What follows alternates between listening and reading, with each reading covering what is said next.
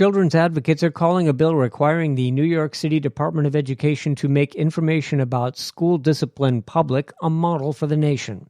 Police serve as safety officers in public schools, and discipline can include arrests as well as suspensions. According to Kim Sweet, Executive Director of Advocates for Children of New York, the current law does give some data on the frequency and the type of discipline taking place in the schools. But there were big holes in that data, and this important law will close a lot of those holes and make it more understandable for all of us to see what's going on in the schools. The amendments to the Student Safety Act also mandate public disclosure of school discipline data, including any arrests on school property, students removed from classrooms by teachers, and students transported by emergency medical services to a hospital. Sweet says sometimes a teacher will call for an ambulance to control a student having an emotional episode. We've seen it for years, that basically a child has a meltdown of sorts in the classroom, and they call EMS and take him to the hospital, which promptly discharges him.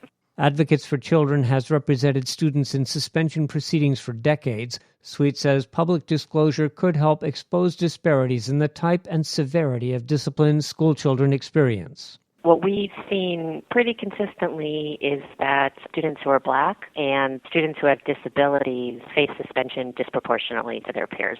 Advocates for Children says it will continue working with the City Council and the Department of Education to get students the support services and interventions they need to stay and succeed in school.